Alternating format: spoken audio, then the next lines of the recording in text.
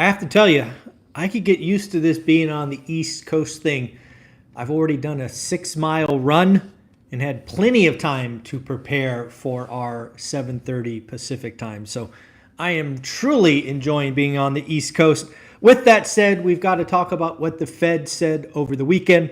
We have to talk about a new Zillow forecast that is actually 20% worse than Redfin. More on that later. I also want to read you a quote from Russell Brunson. I'm reading one of his books, and I want you to think about it and let me know your thoughts. It's actually one of those questions that I think I'm actually going to create a video on. But let's get into the news. Let's talk about the good old Fed. Remember yesterday's daily financial news? We talked about 11 Fed speeches happening this week. Well, Neel Kashkari has come out and not disappointed. Neel Kashkari came out and basically said, hey, if we are going to have one rate cut this year, we're going to have it in December.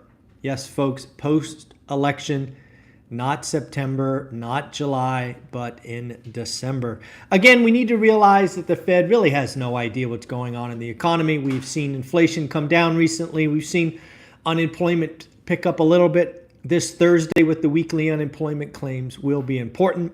Did we have a blip or do we have a trend? Because again, folks, as I've tried to share with you over the last couple of weeks, it is my belief that the Fed will be late and they will cut by 50 basis points in November.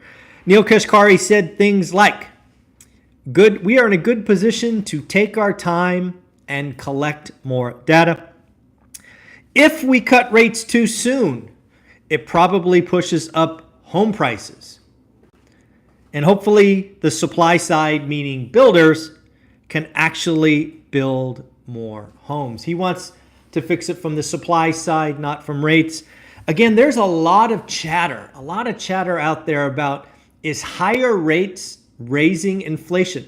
The idea being you have high rates, less building. As you go through the product that is already to market, we have nothing behind it, a la Ken McElroy, and ultimately we're going to have a double dip or a double peak, I guess, where inflation takes off again because of higher rates. Would rates be cutting rates, lower interest rates, thus leading to more home purchases?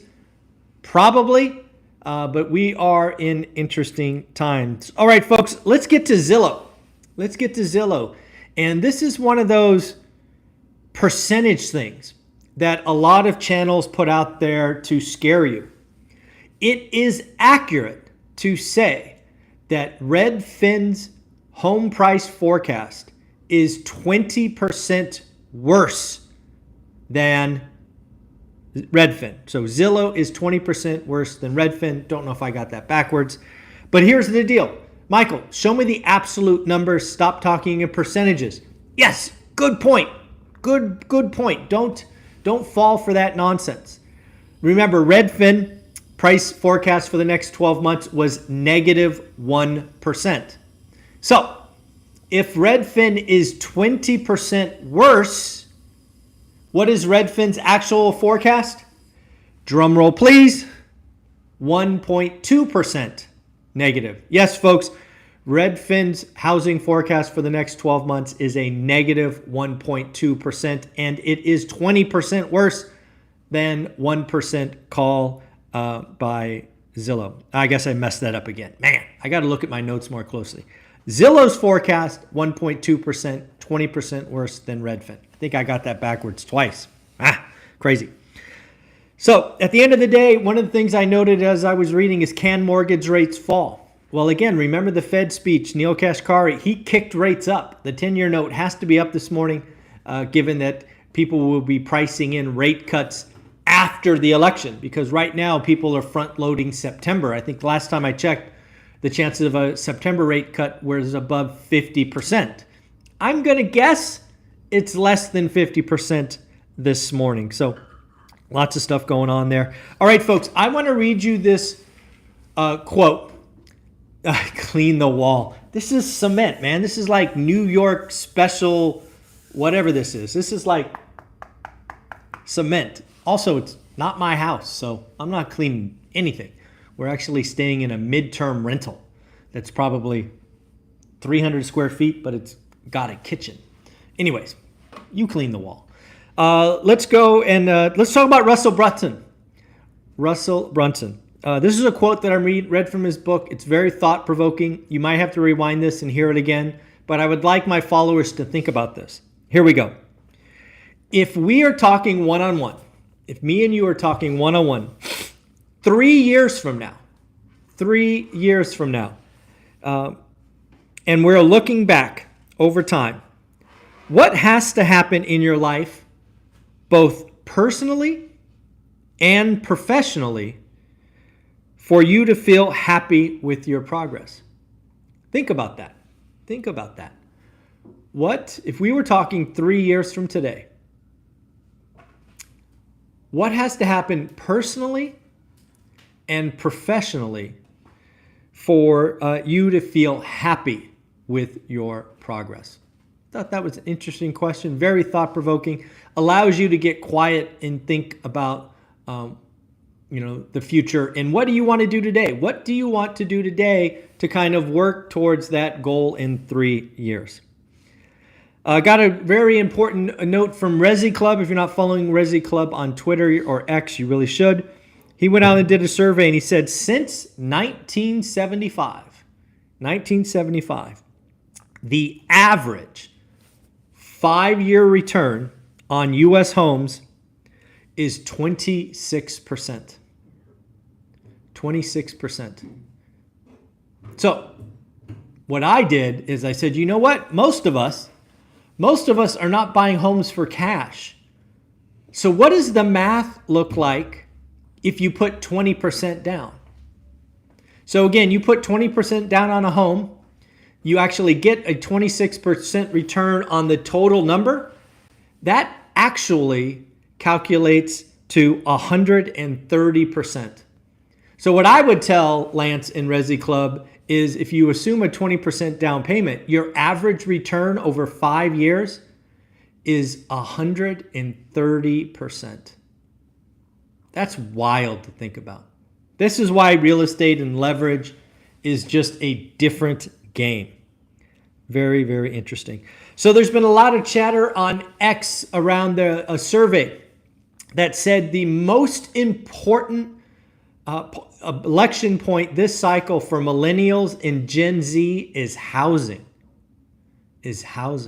So obviously housing is very unaffordable.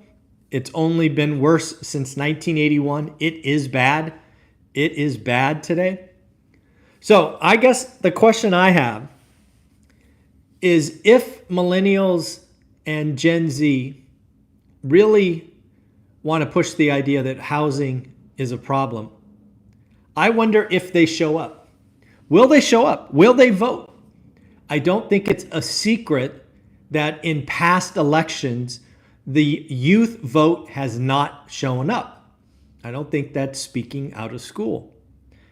But if the millennials and Gen Z can coalesce and show up and vote, there's enough of them to swing the election. Millennials and Gen Z have the power, given the size, that if they coalesce around a candidate and if they coalesce around an issue like housing, they can swing the election. History says they will make a lot of noise, they will make a lot of chatter, but they won't show up. So, Gen Z, millennials, if you're watching, vote. Vote, vote, vote. All right, folks, we did get one economic number today. Thank you for the Father's Day note. I appreciate you. That's very nice of you. Had a great day. We did get one economic metric. We will get retail sales tomorrow, which is a big number. Today was the New York Fed Empire State Manufacturing Survey.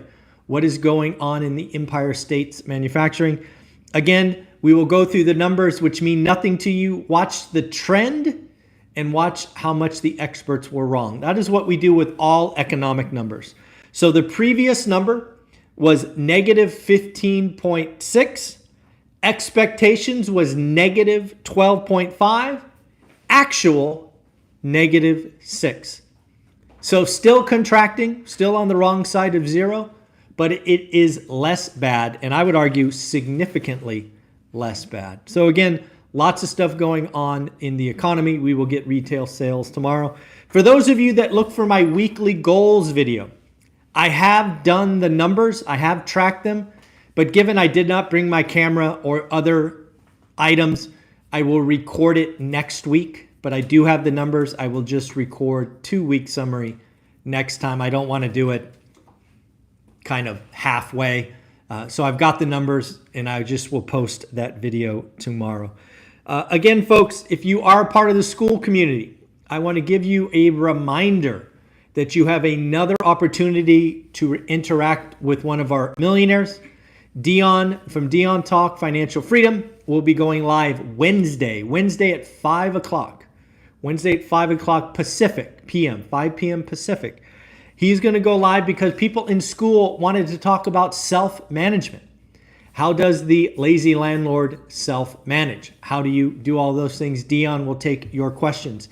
It is your opportunity to interact, join the community, get involved. The Lumberjack Landlord will also be creating a self-management. We have yet to schedule it, but coming soon. Also, don't forget, you got Matt the Mortgage Guy next week talking mortgage. You've got Bo Eckstein with a small business summit. We are filling up your calendar with things that should or could interest you because we care about you. And don't forget about my comment yesterday. I am looking for school members who want to start accountability groups. I spoke with Frank, one of the school members, about possibly doing his monthly in school.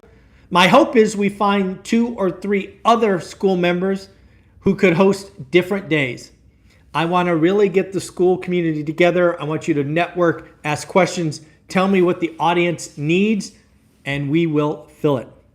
So folks, at the end of the day, I want you to have an amazing day. Again, I want you to think about Russell Brunson's quote. Let me know what you think. If we are talking one-on-one 3 years from today, looking back over the last 3 years, what has to happen in your life, both personally and professionally, for you to feel happy with your progress? Have an amazing day. Take care of yourself. Be well. Like, subscribe, comment. Later.